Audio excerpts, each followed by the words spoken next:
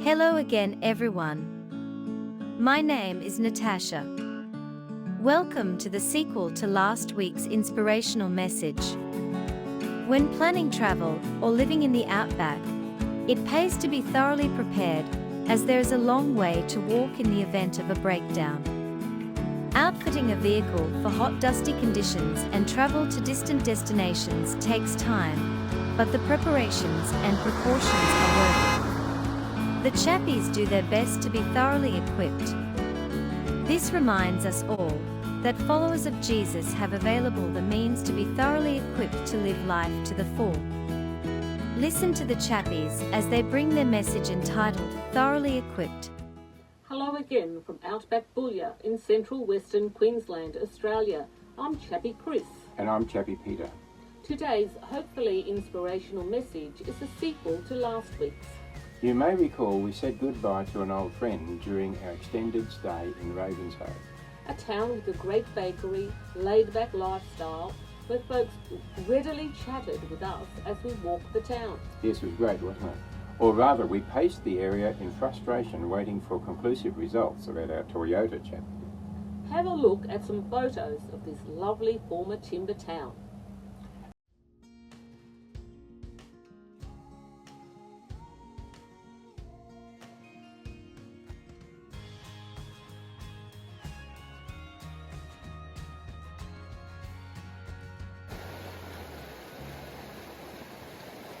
After it was decided to scrap the old car, a friend took me car shopping in Atherton. Having lost our faith in Toyotas, and also considering the price of them nowadays, we chose a smaller car, which Chappie Peter jokingly called the poor man's four-wheel drive. Yes, we jokingly say, after you buy one, you are a poor man. One may hear the thinly veiled sneer from drivers of real four-wheel drives like Rams or F-150s. Well, it was considerably cheaper than any other four-wheel drives and is way more economical on fuel. Because of the distance to our outback post in Boolyah, not just any vehicle will do. Yes, forget that old cheapie under the mango tree with some parts needing to be fitted, still in the glove box. Have a look and a laugh at this newly acquired vehicle with its bells, whistles and lights. We considered what was needed to adequately equip this vehicle for a foray into and travel around the dry, hot and dusty conditions of the outback. Some built-in accessories are not functionally necessary for outback travel, but no car is perfect. The young salesman was quick to point out the coffee holder was obviously a must for every driver. Many drivers would totally agree. Yeah, absolutely. Note the size of the extensive handbook.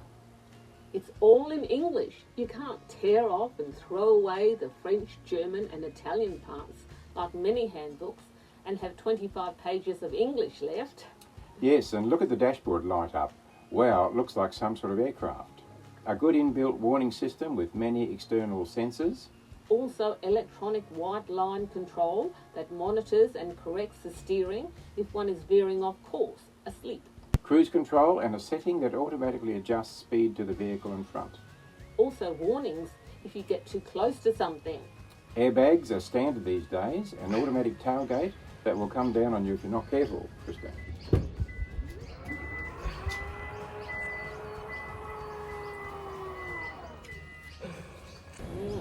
Hence the window breaker attached to the cargo barrier in case one gets stuck in the back. Yes, and we added extra features we considered necessary to be thoroughly equipped, including the said cargo barrier, a bull bar for obvious reasons, roof rack, GVM upgrade, extendable mirrors for towing a caravan, electric brakes and tow bar, extra fuel filter, UHF radio to communicate with truckies, tinted windows for the outback sun, and brew whistlers. This took an extra 3 weeks, and it was a measure of Peter's frustration when he rang the salesman and told him he wouldn't be his best friend if he didn't get cracking. Setting up a vehicle thoroughly to meet the demands of outback driving makes good sense. Setting up our lives is more important, as we need a good foundation and equipping for life and the life to come. Just as the car manual is there for our guidance and troubleshooting, so the Bible is available to all to be read and followed. We read, all scripture is given by inspiration of God and is profitable for doctrine, for reproof, for correction, for instruction in righteousness, that is right living, that the man of God may be complete, thoroughly equipped for every good work. Yes, thoroughly equipped. Nothing left out, Chappie.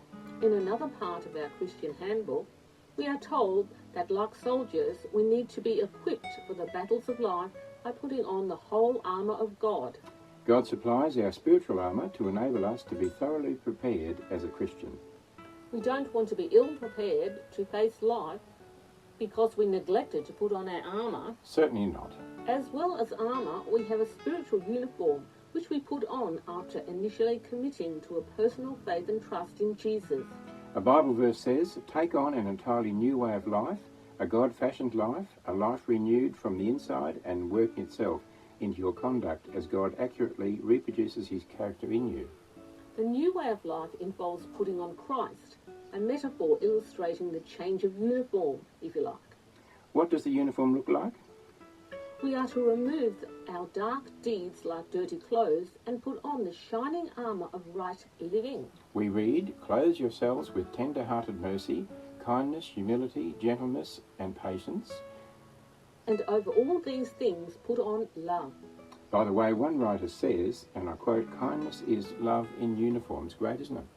It's always great to encounter kindness, Chappie.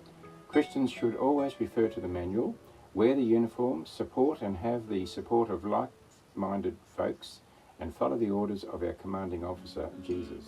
And now a prayer. Lord, thank you for calling me to be one of your followers. Thank you that you thoroughly equip me to follow you. That's all, folks. Stay tuned for On a Lighter Note. Yes, goodbye and many blessings from us both. See you next time.